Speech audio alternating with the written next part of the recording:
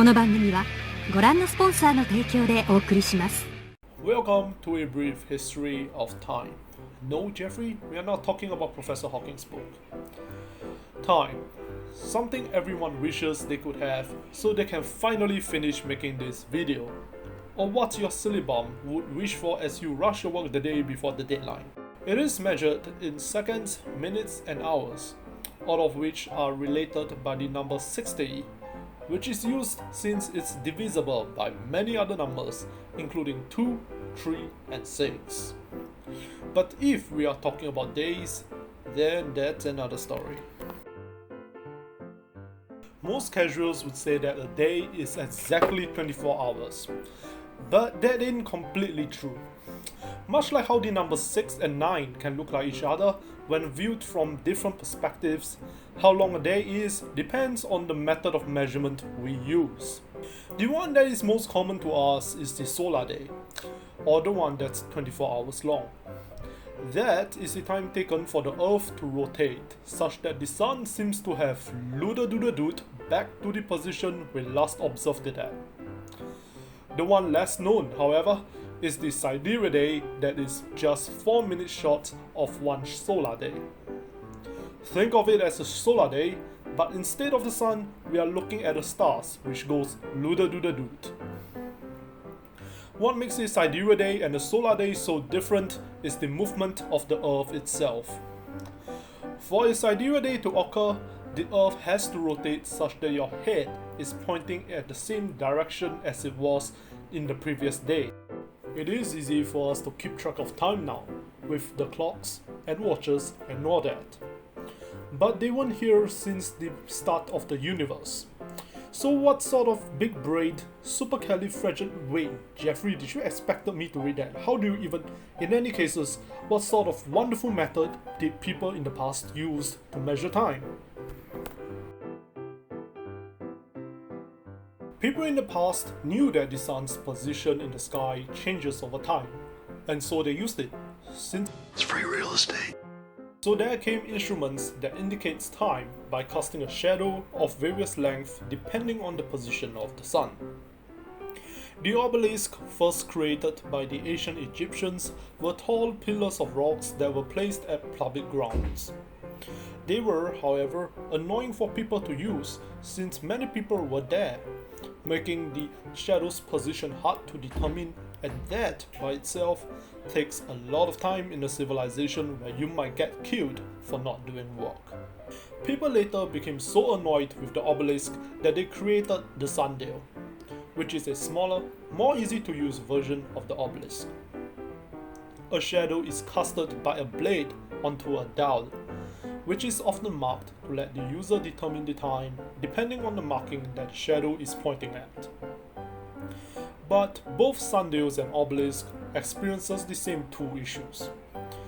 Because of the differing lengths of days throughout the year as seasons progresses, the sundials and obelisks had to be moved constantly to provide accurate readings. And most importantly, they don't even work at nights.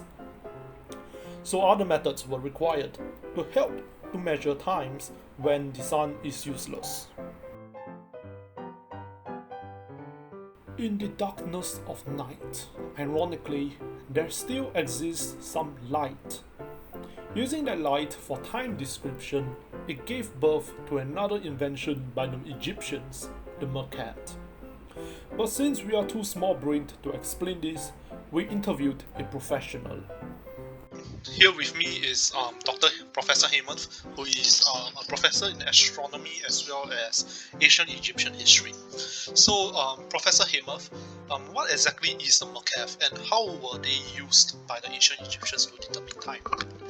So the mercat is actually a horizontal bar which is covered by wood or bow that has a plumb line hanging from it that is attached to a wooden handle. This was used along with a tool called a bay, which is a stick with a narrow V cut on one side, which the plumb line passes through. So to check the time, what we do is we kneel on the ground and then we align the mercat and our eyes with a significant star in the sky that is very bright, like Betelgeuse. This is also helped by having the help of another person holding another maquette on the ground at eye level. Using these two lines, one from the alignment of the maquette with the significant star and one with the maquette at our eye level, we can then locate the distance to the north-south meridian. Using this, we can calculate what time it was with respect to the north-south meridian.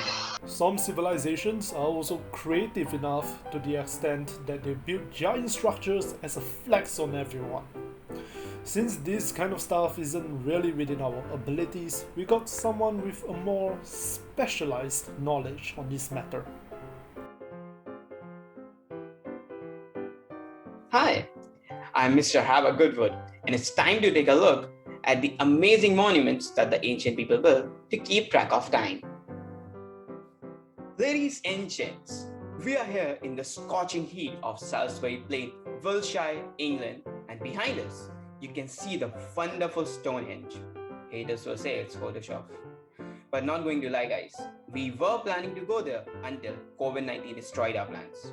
Anyways, the Stonehenge is a Bronze Age monument built by ancient Celts at least 5,000 years ago. Before anything else, let's understand its basic structure. It is made up of these standing rock structures, with the tallest one being about 9 meters tall, almost as tall as me.